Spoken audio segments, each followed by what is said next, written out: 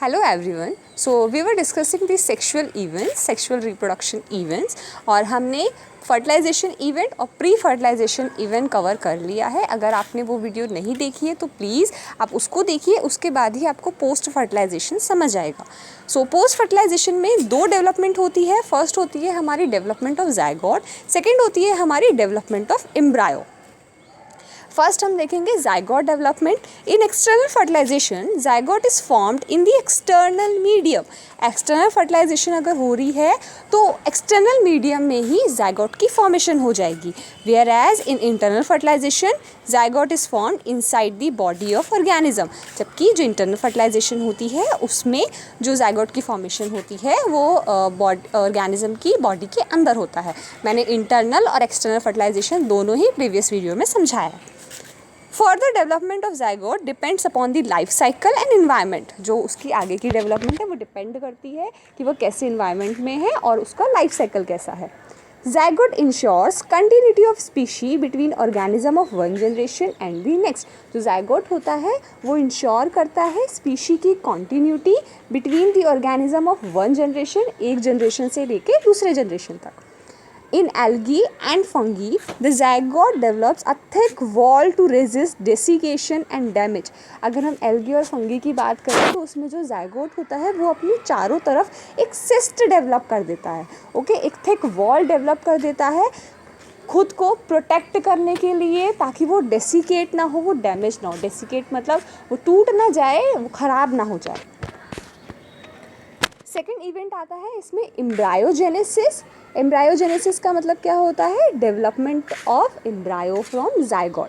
The process of development of embryo from zygote is known as embryogenesis. Embryogenesis में जो zygote होता है उसमें दो टाइप की डेवलपमेंट आती है, दो टाइप की डिवीज़न आती है, दो टाइप की प्रोसेस आती है. फर्स्ट आता है हमारा सेल डिवीज़न. सेल डिवीज़न मतलब माइटोसिस होता है. माइटोसिस में क्या होता है? जो सेल्स होते हैं उनके जो नंबर होते हैं वो इंक्रीज़ हो जाते हैं. और सेकेंड आता है इसमें सेल डिफ्रेंशिएशन. जो सेल होते हैं वो डिफ्रेंशिएट होना स्टार्ट हो जाते हैं to form tissue and organs. Based on whether the zygote develops outside or inside the body of female, animals can be classified into oviparous and viviparous.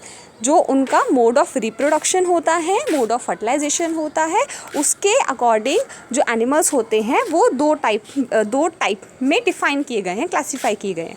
First आता है ओविपेरस, सेकेंड आता है viviparous.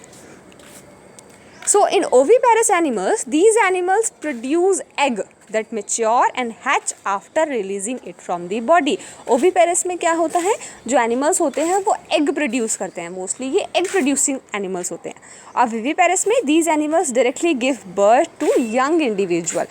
viviparous में जो organisms होते हैं वो directly birth देते हैं एक नए organism को, young individual को. ओविपेरस एनिमल्स ले फर्टिलाइज्ड और अनफर्टिलाइज्ड एग. या तो ये फर्टिलाइज्ड एग देते हैं या ये अनफर्टिलाइज्ड एग देते हैं. लेकिन जो विविपेरस होते हैं they directly give the birth to new individual. Oviparous animals में the zygote is develop outside the female body. जो जायगोट होता है वो आउटसाइड द फीमेल बॉडी भी डेवलप हो सकता है. मीन्स उसके अंदर एक्सटर्नल फर्टिलाइजेशन भी हो सकती है. लेकिन जो विविपेरस होते हैं उनमें the zygote is developed inside the female body. Oviparous animals में the embryo gets all the nutrition from the yolk. जो हमारे ओविपेरस एनिमल्स होते हैं उसमें जो एम्ब्रायो होता है उसको सारा न्यूट्रिशन उसके योक से मिलता है. ओके, उसके आसपास के सराउंडिंग से मिलता है. लेकिन जो विविपेरस होते हैं the embryo gets all the nutrition from the mother. Oviparous animals में the chances of survival eggs are very less. जो चांसेस ऑफ सर्वाइवल होता है वो बहुत कम होता है, क्योंकि काफ़ी टाइम ऐसा होता है कि कोई भी दूसरा एनिमल आके उन एग्स को खा सकता है. लेकिन जो विविपेरस होते हैं the chances of the survival of the young ones are more. इसमें चांसेस ज़्यादा होते हैं.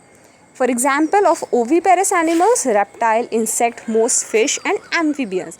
विविपेरस एनिमल्स की एग्जाम्पल है हमारे पास मोस्टली मैमल्स. मैमल्स होते हैं जिनके पास मेमरी ग्लैंड्स प्रेजेंट होती हैं जो लैक्टेशन करा सकती हैं. ओके, जो मिल्क प्रोडक्शन कर सकती हैं. So that's all for today. Will see the rest topic in the next video.